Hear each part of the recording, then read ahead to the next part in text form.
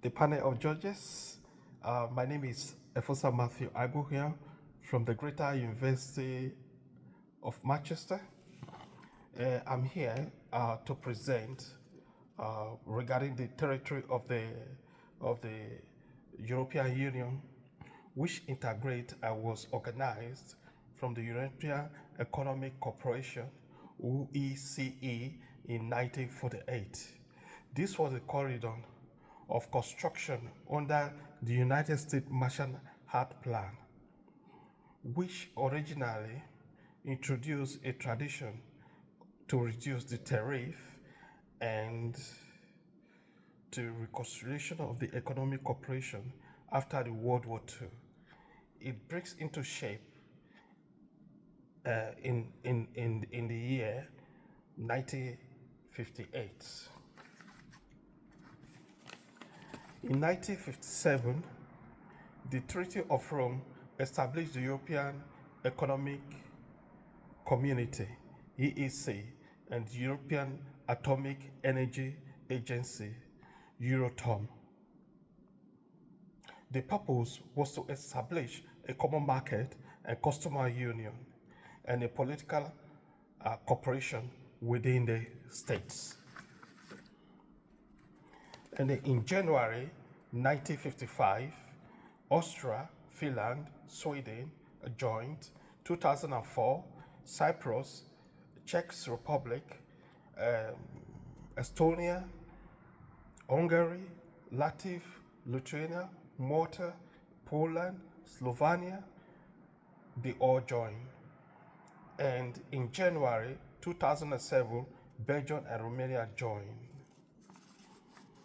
In February 1992, the territory of the European Union, which was called the Maastricht Territory, now established the three-pillar structure that include the foreign policy, the Justica, the Justice, and the Home Office, alongside with the existing economic community, giving power to the institution like the European Parliament, the Council, and the Commissioner, which now create and enforce the European law. The three pillars was economical integration, the common foreign and security policy, the common interior and justicia policy, and the monetary union and the European creating the euro. And again, in January 1997, the Treaty of Amsterdam was created to give more power and to level the European Union, strengthen the European Parliament, and subsidize within the European countries.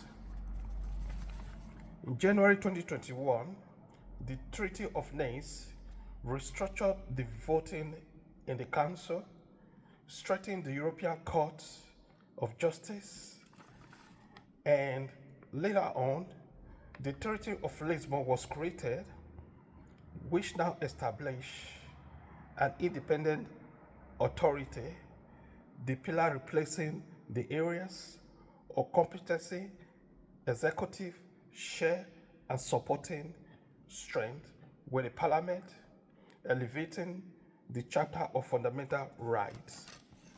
July 2013, Croatia became the 28th members of the Union.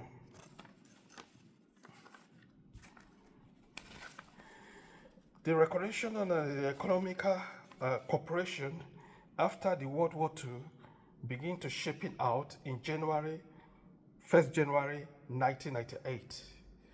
This led to institutions like the European Coal and Steel Community, ECSC. It was not signed until 2007, and in 1998 it was signed. This took priority over European plans. In 1997, the Treaty of Rome established the European Economic Community (EEC), which aim to create a common market by dismantling trade barriers and fostering economic cooperation. The Maastricht Treaty in 1992 marked a significant shift by formally creating the European Union and establishing again the three-pillar structure, which include foreign policy, justice and home office policy, justice and home affairs alongside with the existing economic communities, giving power to institutions like the European Parliament, the Council and Commission, which now create and enforce European law. And again, when we come to the aspect of the balance of power in the EU, it involves the European Parliament, the Council, and the Commission. The institution roles are the Commission has executive and legislative purpose of power, while the Council represents the member states and the Parliament role are to give significant legislative and budget power. The Council of the European Union represents the government of the member states. The European Commission proposes legislative implementing the EU policy and has executive power. And again, the Court of Justice of the European Union, which we all know as CJEU, sometimes abbreviated as SJEU from its French name. This shaped out the understanding of a national court and international market of the EU through a several mechanisms. The parliamentary rule procedure, Article 267 TFEM, which states that a nation court facing a question regarding interpretation of EU law must refer the question to the CJEU for a parliamentary rules.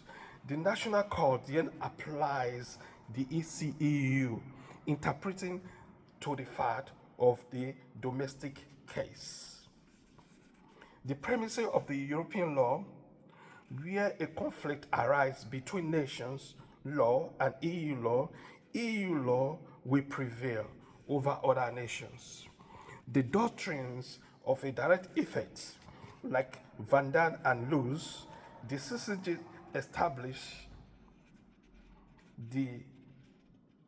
established that a certain EU law that creates rights from individual which can be directly enforced in national courts.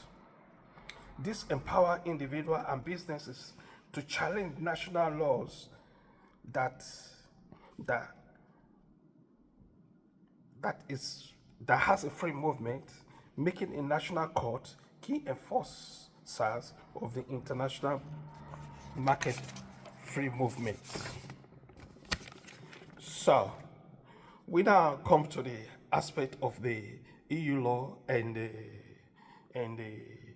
UK law, and the advantage and disadvantages of Brexit and the new legal framework for the regulating of the trade. Then it brings to our mind, what did Brexit take and how did it take place? The UK left the European Union in 2002 following an enactment of the European Union Withdrawal Act 2018 and then activating Article 50. Consequently, the UK no longer benefit from the international market. What do we mean by international market? Article 3, Section 3 TEU stated the creation of international market is one of the central purposes the European Union as created for goods to move to another country without any extra rules that involve. Article 26.2 TFEU. Why the article of the TFEU refer to a sustainable development and a social market economical? This is within the context of a creation of an area without international frontiers. The free movement of goods. This is a fundamental freedom that is known as a cornerstone of the international market. For many members of the states, the priority of the access of their goods will have to go into existence as a single market. Widely, and the primary reason for this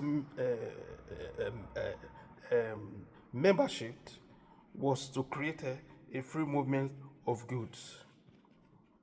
This free place of a market enforces within that larger market that will increase economical efficiency,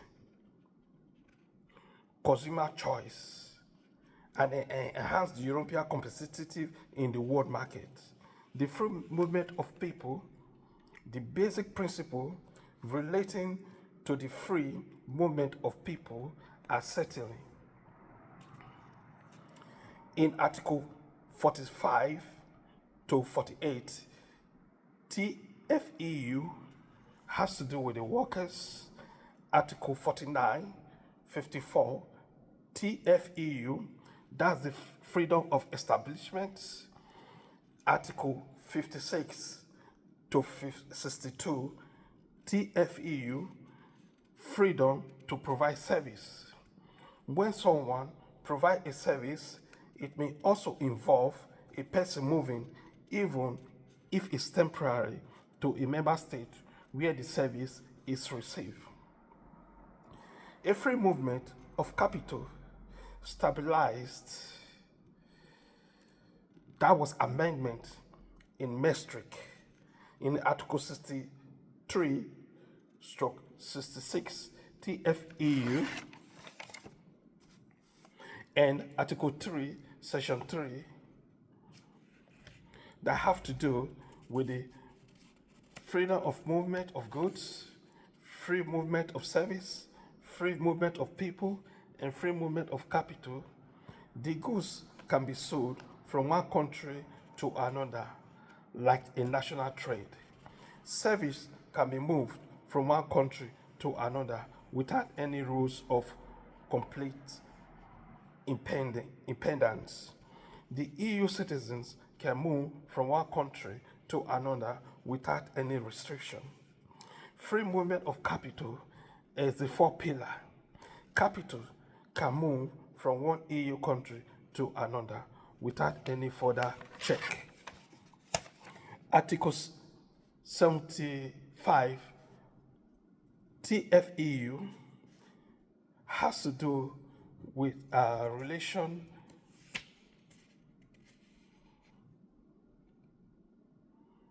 with the member states and the third countries. The Council may, or in limited circumstances, take a measure limiting the movement of capitals and payment for the third countries. Citizen rights are set out in Article 2125 TFEU. Article 21 TFEU derive the right to move and reside freely within a territory of a member state. Note, leaving the EU, UK,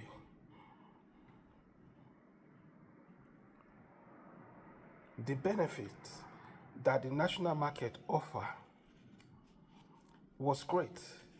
The British agreement, the UK and the EU Trade Cooperation Agreement, which is TCA, established a new legal framework after the UK left the EU.